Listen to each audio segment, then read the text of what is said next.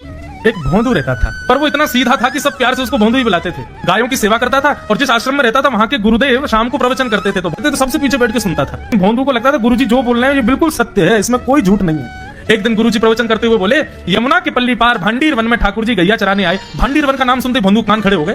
बोले भांडीर वन तो मैं जाता हूँ गैया लेके, मुझे तो कभी मिले नहीं वहां पे। अरे मुंह में ही कमी होगी, मुंह में ही सामर्थ्य नहीं होगी उनको देखवे कि मैं ही नहीं देख पाए होंगे, वो तो आते होंगे वहां पे, मुझे ना देखे होंगे। भोंदू ने पहली बार जिज्ञासा करी, गुरुदेव ठाकुर जी दिखते कैसे हैं? तो गुरुदेव भी हंस गया, अच्छा भोंदू पूछा है, बैठ जाओ बताते हैं। मोर मुकुट पहनते हैं ठाकुर जी, और बोले 2 कान हैं लेकिन कुंडल एक ही पहनते हैं। ठाकुर जी ऐसे पुष्प तोड़ के कान के ऊपर लगा लेते हैं, दोनों कानों में एक ही कुंडल को फेर फेर के पहनते। ठाकुर जी पीली पीतांबरी, ऐसी ठाकुर जी पीली पहनते, पीली पीतांबरी। माला कैसी पहनते हैं? ठाकुर जी ऐसी पहनते हैं पूरी पैरों तक जाए। ये देखो गुरु जी कह रहे हैं तो निश्चित है भांडीर वन में आते हैं ठाकुर जी। भोंदू अपनी गैया लेकर के भांडीर वन पहुंच गया। गैया चल रही थी, अब भोंदू ढूंढ रहा है, कभी वृक्ष के नीचे जाके देखे, कभी कहीं देखे, कभी ढूंढे कहीं से चंदन की सुगंधी आ जाए। गुरुजी बता रहे थे उनमें से चंदन की सुगंधी आती है, क्या पता कन्हैया यहीं कहीं हूं। इतने भाव से, इतने प्रेम से और इतने भोलेपन से ढूंढने लगा ठाकुर जी को, और ठाकुर जी नहीं मिलते ना तो अपने आप को ही कोसता, मुंह में योग्यता ना होगी, यही मारे ना मिल रहे, ठाकुर जी तो यही है। गुरु जी की बात गलत नहीं है, ठाकुर जी तो यही है। उसके उस सहज भाव पर, उसके उस सरल भोंदूपने पर ठाकुर जी रीझ गए। और इतने में ही भोंदू हताश, निराश, उदास बैठा था, खुद को कोस रहा था, मुंह में योग्यता ना है, मुंह ठाकुर जी मिलना ही रहे।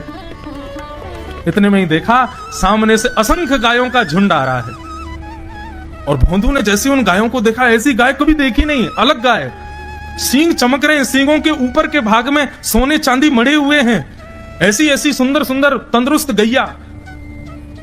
तभी देख रहा है भोंदू, पीतांबरी पहनी है, गले में वैजंती माला धारण की है, सिर पर पाग पहनी है, एक कान में कुंडल है, मंद मंद मुस्कुरा करके दतुइयां दिखा रहे हैं, कटाक्ष नेत्रों से कभी इधर देख रहे हैं, कभी उधर देख रहे हैं, अपनी वेणु को कमर में कस करके गैयाओं के गले में गलवैयां डाल करके श्याम सुंदर भोंदू की तरफ चलते भय आ रहे हैं।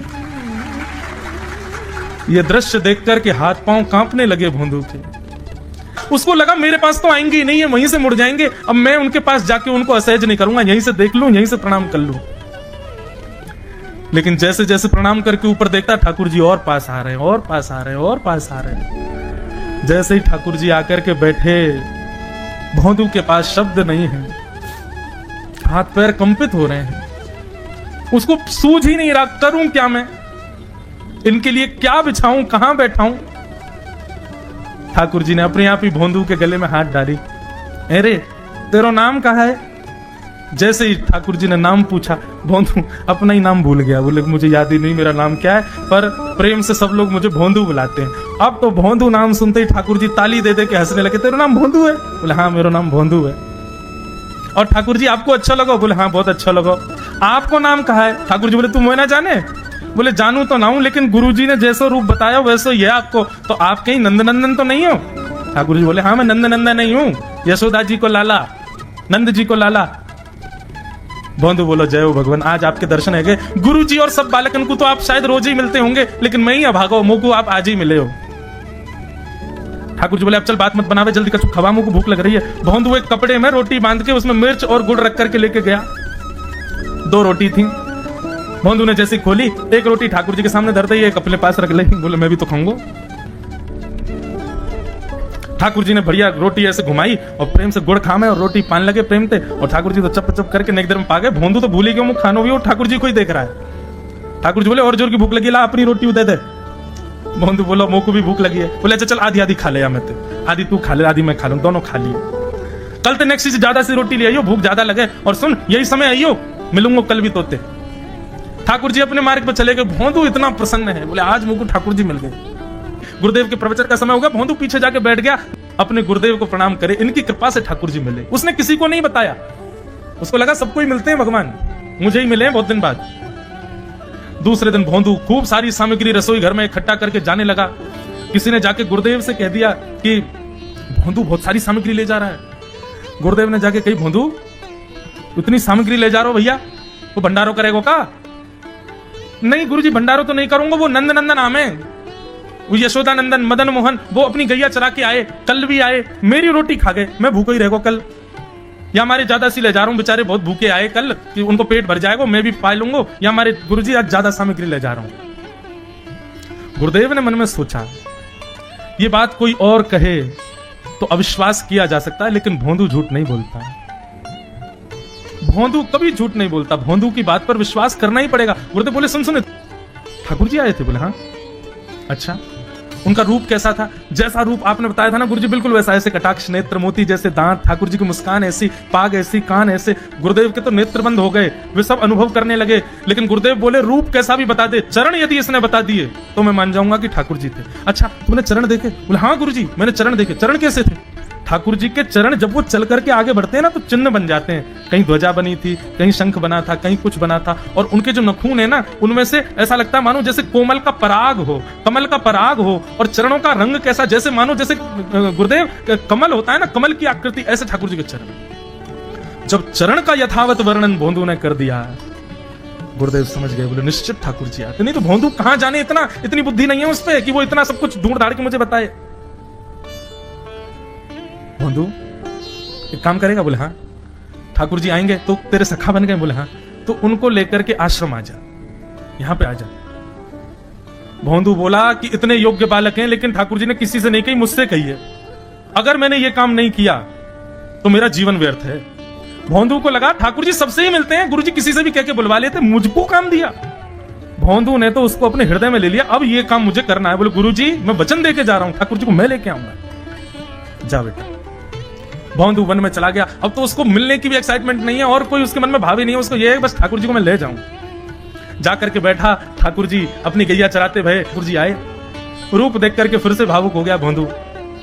ठाकुर जी आकर के बैठ गए, बोले चल जल्दी निकाल रोटी, भूख लगी है मुझको। भोंदू सजाता जा रहा है थाली, ठाकुर जी को देता जा रहा है। बोले जय जय, एक प्रार्थना करूं? बोले करो। आप मेरे संग मेरे सखा हो ना आप? बोले हाँ तेरा सखा हूं, तो मेरी बात मानोगे? बोले कहा, आप मेरे संग आश्रम चलो गुरु जी के पास। ठाकुर जी रोटी पाते जा रहे, ठाकुर जी ने अनसुनी कर दी बात। बोले जय जय कछु कहो ना, आप चलोगे ना? ठाकुर जी बोले हम तेरे सखा हैं, तेरे गुरु जी के सखा नहीं है। तू मोते मिल, तू मेरे संग खा, तू मेरे संग रहे, तू कछु कर, तो कुछ सब अधिकार है, लेकिन ये हम गुरु जी ते मिल बातें मिल ये सब हम नहीं करेंगे। हम बस तेरे सखा हैं, तो ये जाने और कोई ये ना जाने। ए जय जय ऐसे मत कहो ना, वे नहीं बताते तो मैं तो आपको देख ही नहीं पाता, मैं तो आपको जानता ही ना हूं। उनने ही तो मुझको बताई कि आप भांडीर बनाते हो, आपका रूप ऐसा है, उनने कृपा करके मुझको आपसे मिलवाए हो, वही हमारी मित्रता के मूल आधार है, उनसे तो मिलवे चलो ना। ठाकुर जी बोले देख ज्यादा जिद मत करे, हमने तो उसे एक बार कह दी हम नहीं जाएंगे नहीं जाएंगे नहीं जाएंगे। ठाकुर जी रोटी पा रहे थे तो भोंदू ने हाथ से रोटी और छनाई, बोले ये भी दो, ये भी गुरु जी की है, लाओ ये मिर्च गुड़ सब दो, ये सब गुरु जी को, ये भी मत खाओ। और सुनो, यदि हमारे गुरु जी से आपको प्रेम नहीं है तो हमको आपसे प्रेम नहीं है। कल ते अपनी गैयान को लेकर कहीं और चरावे जाओ, होंगे तुम नंदन नंदन अपने गांव के, मेरे गुरुजी के पास नहीं जाओगे। और सुनो, ये मुंह में जो रोटी रखी जाओ को उगल आओ, ये भी गुरुजी की रसोई में बनी है, हमारे गुरुजी से नहीं मिलेंगे। ठाकुर जी बोले अरे भोंदू ने रुक तो, नहीं नहीं अब तो मैं सुनूंगा ही नहीं, आपने ऐसे कैसे कहते नहीं जाएंगे, 3 बार नहीं जाएंगे नहीं जाएंगे। और ये भांडीरवन मेरो है, मैं यहाँ गैया चरावे आऊं, कल से अगर तुम और तुम्हारी गैया दिख गई मुझको तो तुम्हारी गैयान को लेकर मैं चलो जाऊंगा आश्रम, फिर तुम्हारी मैया बाबा तुमको मारेंगे। ठाकुर जी बोले अरे भोंदू इतना नाराज? बोले यदि मुझसे मित्रता रखनी है तो मुझको वचन देना पड़ेगा कि आप आश्रम चलोगे, और अगर आपने फिर से नहीं कही तो मैं जा रहा हूं वापस, और कभी आपको मुख नहीं देखूंगा, अपना मुख नहीं दिखाऊंगा। ठाकुर जी बोले इस मुख को देखने के लिए या संग के लिए लोग पता हो तो कितनी तपस्या करें। बोले जो तपस्या करें उनको मुबारक, तुम मुझको ना चाहिए, मुंह ना मिलना तुमते, मुंह कोई गरज ना पड़ रही तुमते, आज तक नहीं मिले, कल ही तो मिले हो मोते, वो भी गुरुदेव की कृपा से मिले हो, जाओ मत मिलियो, मुझे ना चाहिए तुम। ठाकुर जी बोले मैं तो ना जाऊंगा, मैं तो तेरे पास ही रहूंगा। बोले तुम मत जाओ, मैं जा रहा हूं। कि जाने लगा वापस। भोंदू, ठाकुर जी पुकार रहे हैं भोंदू को, मानो जैसे त्रिलोकी लेके जा रहा है वो ठाकुर जी के, जैसे मानो पूरा ऐश्वर्य ठाकुर जी का ले जा रहा हो। अरे भोंदू ने रुक तो जा। भोंदू बोला अपना मुख भी नहीं दिखाऊंगा यदि आप नहीं चलोगे तो। भोंदू थोड़ी दूर गया, ठाकुर जी को लगी वापस आ जाएगा, थोड़ी और दूर गया, लगा अब आ जाएगा, लेकिन जब भोंदू दिखना बंद हो गया हमारे ठाकुर जी विचलित हो गए, दौड़े भोंदू की तरफ। ठाकुर जी दौड़ करके गए और जाकर के भोंदू के पित्ती पे चढ़ गए। बोले ले चल अपने गुरुदेव के पास, चलूंगा तू झांके हो लेकिन तो दूर नहीं जान दूंगा। और भोंदू ठाकुर जी को ऐसे ऊपर चढ़ा करके आश्रम जा रहा है। गुरुदेव आकर के खड़े हो गए। और मन में बस विचार कर रहे थे, हाथ पांव कांप रहे थे, बोले ठाकुर जी आएंगे कि नहीं। इतने में ही भोंदू आया और तभी देखा भोंदू की पिद्दी पर ठाकुर जी टंगे भय आ रहे हैं। आज गुरुदेव ने जाकर के पहले भोंदू को प्रणाम किया, बोले जय हो, धन्य है। इतनी तपस्या की, इतना भजन किया, घर परिवार त्याग दिया, वैराग्य त्याग सब हमारे जीवन में, तब भी ठाकुर जी नहीं मिले। लेकिन वारे भोंदू, तेरी सरलता, तेरी सहजता, तेरा ये निर्मल भाव कि ठाकुर जी तेरे अधीन होके यहाँ आश्रम तक चले आए।